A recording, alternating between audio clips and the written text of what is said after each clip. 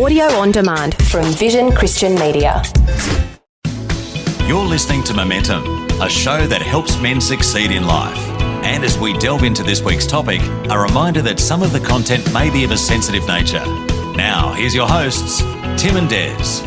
Alrighty, well, it's time to get into this week's Momentum, and it's really great to have you tuning in. Des and I are super excited to be back with you this week. In fact, let's go to the man himself. Des, how are you, my friend? Are you well? Yeah, I'm really good. Not bad for an 80-year-old. I feel like an 80-year-old sometimes. I'm not 80. Just on the wrong side of 70, but that's okay. Guys, please don't do life on your own. If you need a safe and confidential conversation, can I encourage you, in fact, can I implore you to reach out to the Momentum Care Line, 1-800-000-636, 1-800-000-MEN. It's open 7 days a week, 9 a.m. to 11 p.m.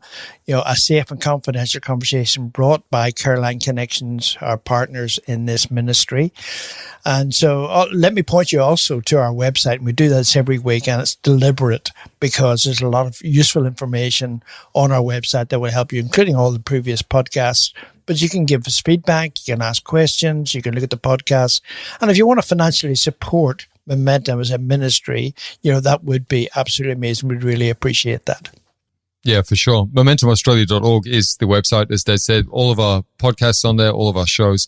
If you want to support us, that'd be great because, we are reaching men, not just all around Australia, and women and families, actually, by the way, all around the world through our podcast as well.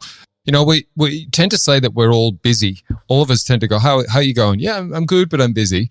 And it was John Wooden who famously said, never mistake activity for achievement. And most of us would agree that we tend to feel busy a lot of the time, but is our activity equating achievement? And our busyness actually producing results? Really good question, isn't it? And of course, the first step to producing anything in life is to take action. That's what we do. But overthinking, the paralysis of analysis, the fear of doing the wrong step can stop us from even taking that first step towards the things that we need to be doing. Yeah. On this week's show, we're going to explore the tension between the thought and action, the critical role of action in achieving our fullest potential, and the discipline that is needed in the choices we make every single day.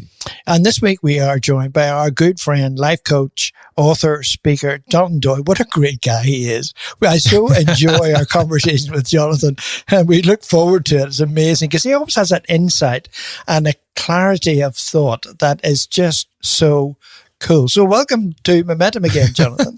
Well, thank you. Next time we do this, I'm getting my kids on the call. I'm going to go, did you hear what Mr. Kennedy just said about me? I was going to say, no pressure there, Jonathan. No, I was just thinking about the things we were hoping to cover in the show, and I'm like, okay, we've set the bar fairly high there. And then Des comes in and gives you a glowing report. I'm like, okay, that's no great. Pressure. I was thinking the other day about, Roman emperors used to always, after successful foreign campaigns, they would return to Rome, and they had this thing called triumphs, which was they would parade through the streets of Rome with all the collected goods and slaves, but they always had a guy standing behind them who would repeat over and over again, memento mori, which was, remember you will die. Remember, you will die. Oh, wow. So even the Roman emperors had somewhere they're going, you might be good, but just remember. So, Des, I'm not quite a Roman emperor, but I did like the intro. So thank you very much. That's good. Well, Jonathan, just straight off the back, I mean, I said before we got on the call, I feel very underdressed for the way that you've shown up to this interview today, this show. Very smart looking, but I mean, some of you listening or watching may know that Jonathan's actually been in a fairly serious accident a little while ago now, but you look like you're moving fairly freely, Jonathan. How are things? And there's a reason I bring that up because it's actually going to lead us into what we want to talk about today, but let's start with how you are at the moment. Rumors of my demise are greatly exaggerated. Friedrich Nietzsche said that whatever doesn't kill me makes me stronger, which is not actually true. I'm not quite as strong as I was, but yeah, I had another bad accident. I almost died in 2019 because I rolled an excavator down our driveway and managed to shatter both arms and do my head and a few other things. This one was a bit milder. I crashed. I do a lot of cycling, so I crashed my bike cycling. And the irony of this crash was that, it was a bit wet. It was dark. There's about 40 of us on the ride. We're coming into this corner, and I know this particular corner really well. And I just like backed off, and sure enough, 5 guys crash, right? I'm not one of them. I'm like upright going, I knew this was going to happen. And so being Good Samaritan, my sort of car wasn't parked too far away, and some guys were pretty hurt, and the bikes were broken. So I said, look, I'll go get my car. You guys wait here. I'll be able to take a couple of you home and take your bikes. So while I'm riding to go and get my car, I managed to crash. Oh. And so I came off the front. I broke 12 ribs. Oh, gosh. I broke 6 front, 6 back, and then completely shattered the shoulder and collarbone. So I got a big titanium plate in there. So I think what everybody needs to take away from this is don't help people. Just go through life. Hang on. This is momentum. So no, it's funny that I was actually, if I just ignored people suffering, I wouldn't be suffering. But no, it's what happened, and I wouldn't change it. But so hospital and. Bunch of recovery, but always try and hit the recovery really quickly, and so feeling good. I'm pretty much back to normal now. I mean, I do go off in airport metal detectors, but can't have everything. Yeah. Are you back riding a bike again?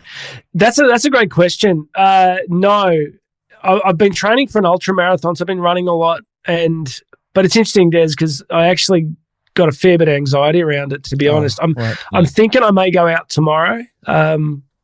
And ride with the guys. But it's interesting, right? I think you get a little bit older and you get a little less bulletproof. And it's also, I got kids, and my belief in my own indestructibility has taken a bit of a hit this time. So it's either, full contact lawn bowls could be next, but we'll see.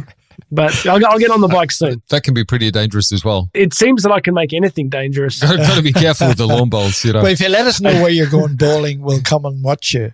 That's right. Yeah. I thought you were going to say we'll stay right away, just in case one goes pear-shaped. The funny thing is, Karen knows me so well, after all these years of marriage, and she knows that if I ring at that time of the morning, she's just got this voice tone. Something's not good. Every time she's like, what happened? Oh, wow. I remember watching some of your Instagram posts and the fairly early days of you recovering. And I mean, you were pretty sore up, but you were still walking. Like you were, I think, about to go and hike one day up at this mountain or something. And I mean, you're right back in there. Let's just explore that for a tick, because a lot of us, if we've had your injuries, we'd just be on the bed, nursing it, milking it, particularly as blokes, let's be honest, for as long as we could. And yet here you are hiking when you're probably 3 or 4 days after the incident, whatever. So tell us a bit about that mentality that you had. Well, if you go on Strava, you can actually see me at the hospital. You can see the heat map of me actually walking. I did 12K in the ward. So I was still connected to the IV, but I just did laps of Ward 7 just round, because I wanted to be moving. Look, there's a bit to it.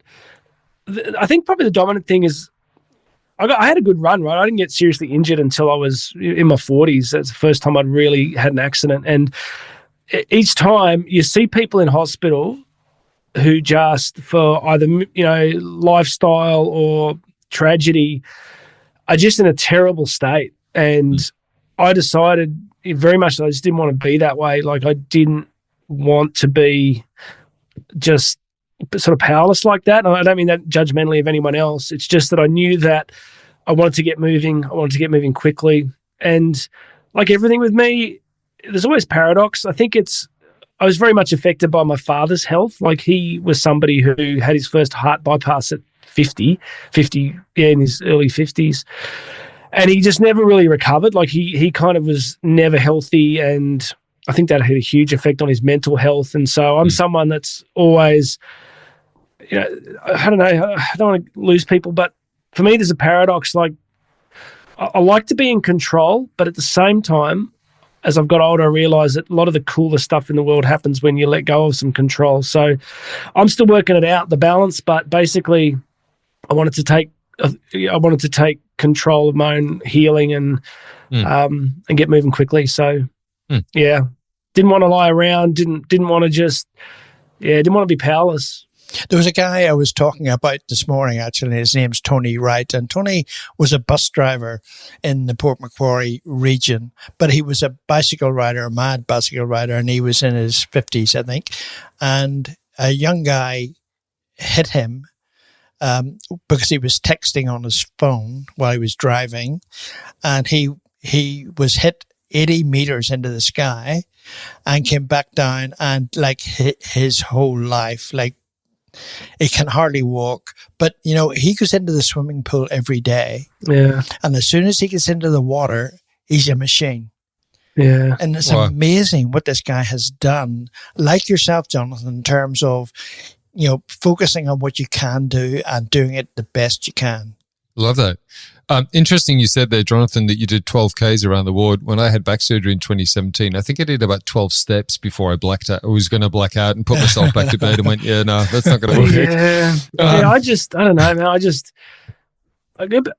something I'm trying to say here. There's just this balance between my awareness that there's parts of your life you really got to take control of, and then there's some parts of your life you've got to release control in. And I think it takes a bit of age to figure out which one's which. So you got to take action on the things that you can. And also, like, I don't know, I hope there's no arrogance in this, but I like kind of encouraging people through that stuff. Like, I like the fact that some people look at it and go, like, are you nuts? I'm like, oh, no, I just think if you're going to live, like, you want to play the game 100%. So, and look, and your body, like, your body heals. The faster you're moving, the faster you're active, the faster you heal. So that was part of my thinking too. That's good. So we're titling the show Action Orientation, and part of that I think was one of your daily podcasts. So I want to just kind of unpack that phrase before we probably go into a break and then set up the second part of the show. Action obviously is fairly obvious, but the orientation, is that then what we're meaning here? We're specific, like we're being specific with the orientation of the action. Is that what that phrase means, do you think?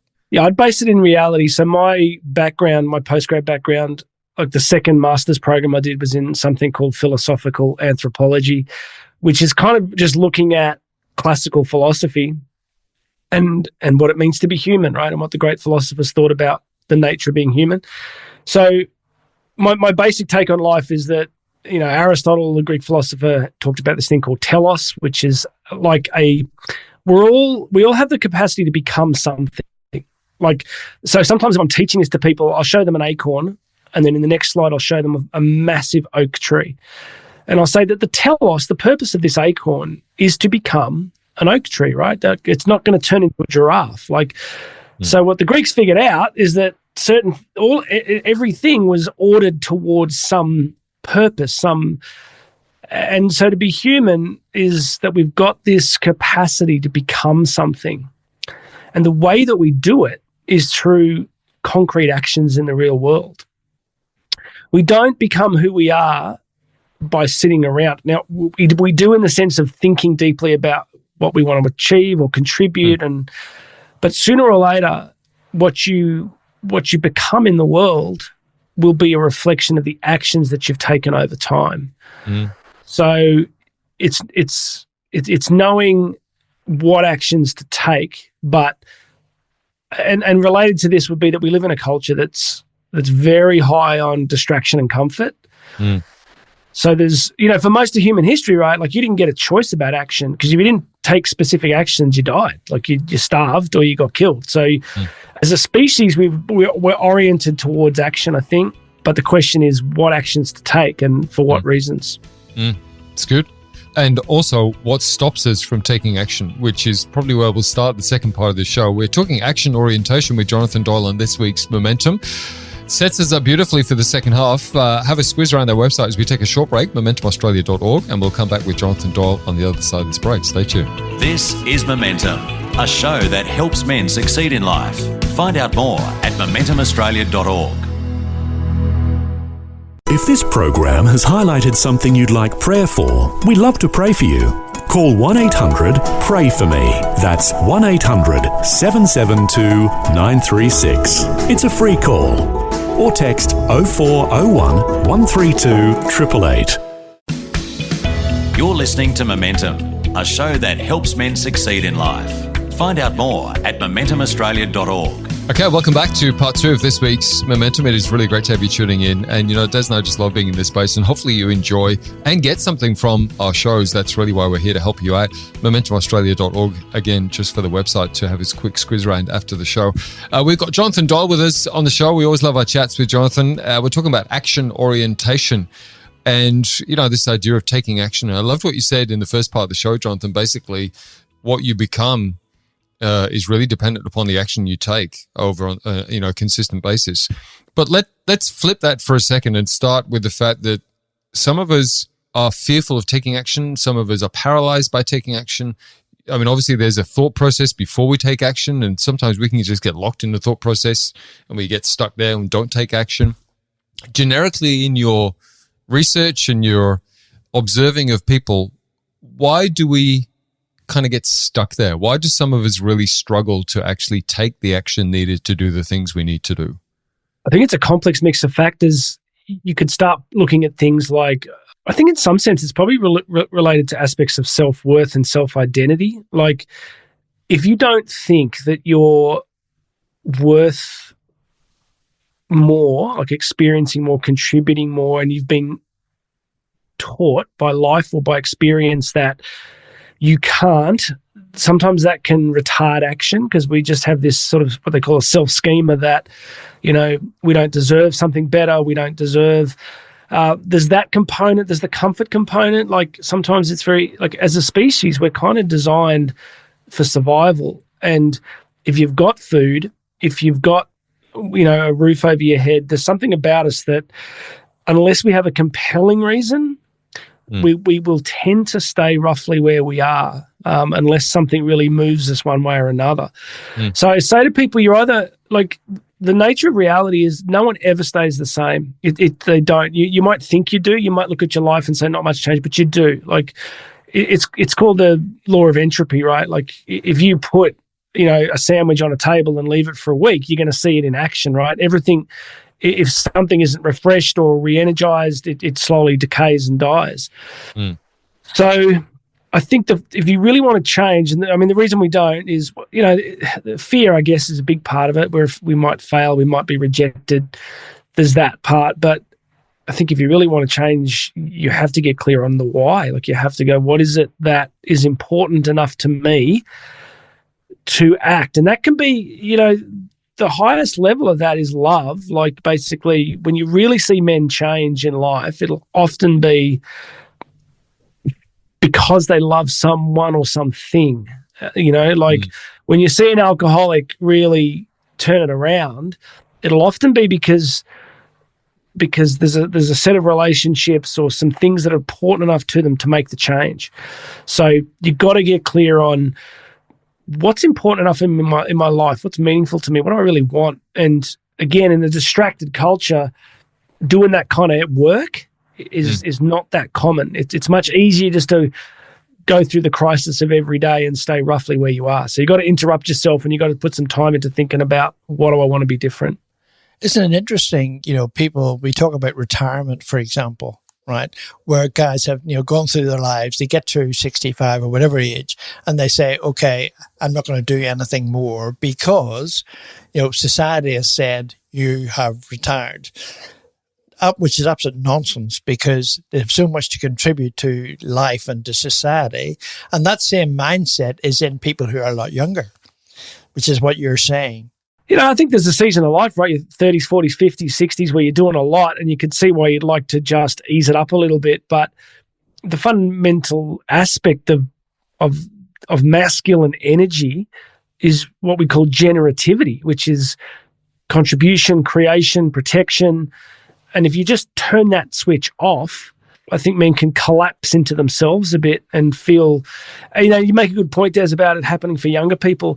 There's complex reasons around that, in terms of economics and things. Perhaps more and more young men are looking at the future going, I can't compete. I just, what am I going to do? So we're living through some pretty interesting times. Retirement's a very new concept in terms of human history. Like, Yes. good luck Yes. finding.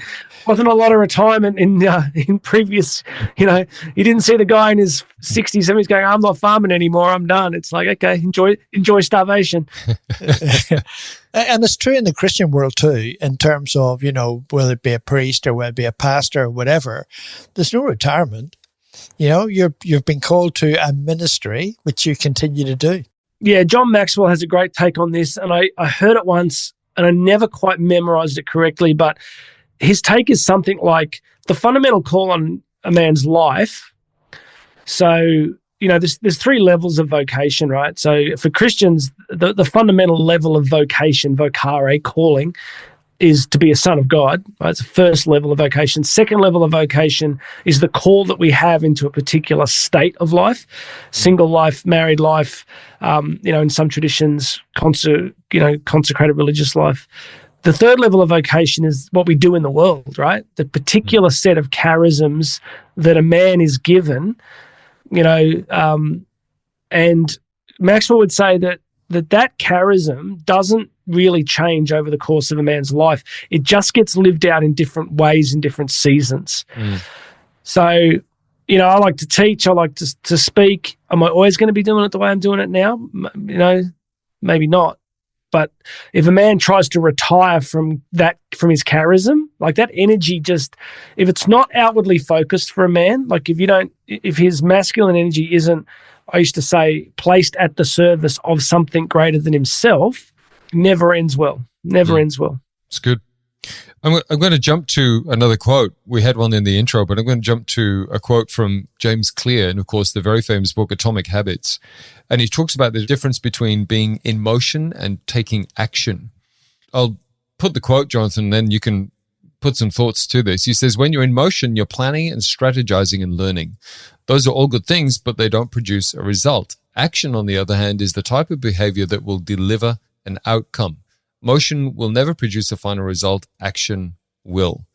And I just thought it was interesting because when we think about motion, there seems like, there's some forward motion, momentum, to use the word.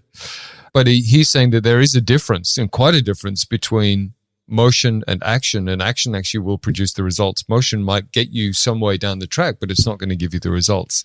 Do you want to throw in some thoughts around that? Yeah, that's interesting. I guess what I'm hearing in that is that motion is like the preparatory phase, right? It's like motion is where you are doing the learning, the contemplation, the forms of consideration that eventually lead you to taking some concrete action in the world.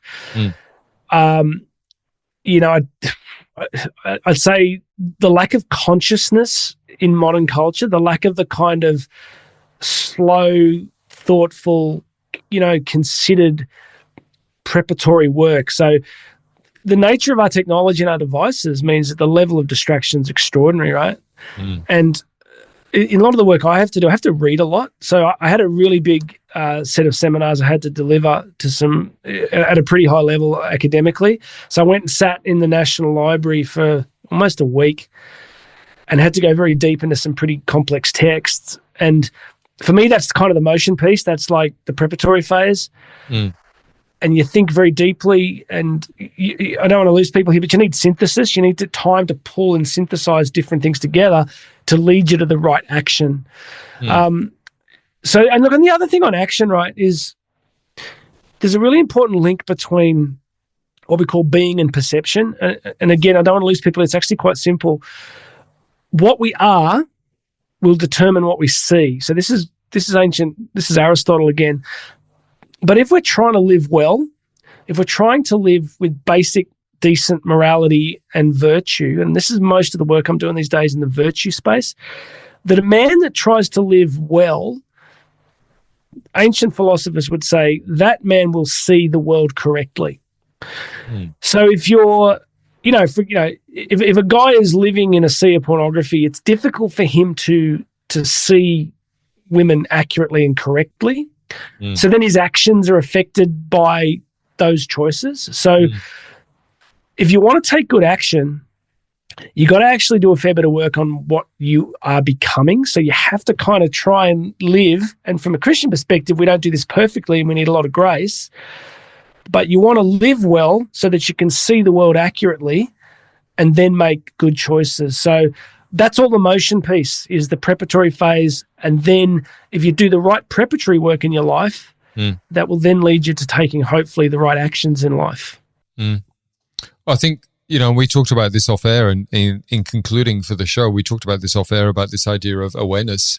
And, momentum exists partly to help men to get some awareness, right? By listening to people like yourself, Jonathan, and going, oh, I'd never even thought about that. Or, oh, that pattern that I didn't realize was happening in my life. No, I see that now. So again, if we can at least create awareness in our lives, we have a choice as to whether we can do something about that. But until we have the awareness piece, we're just stuck in a loop that we may not even be aware of that it's existing. And really, that's part of why momentum exists. And hopefully you've got something out of the show today that's going to create some forward momentum. Again, pardon the pun, but truth.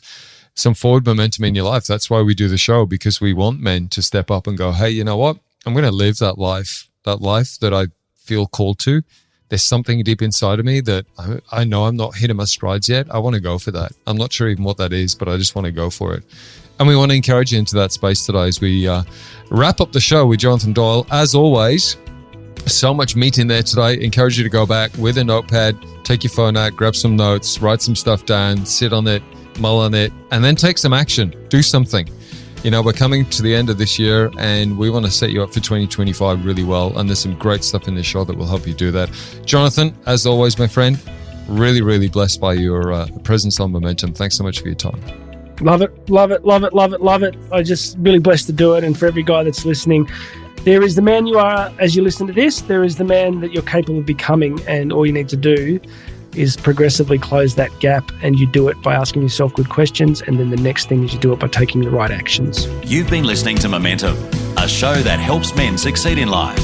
For more information or to hear this week's show again, go to momentumaustralia.org. You can also access a whole range of resources to help you on your journey and to get in touch with the team at momentumaustralia.org. Until next time, keep moving forward with Momentum.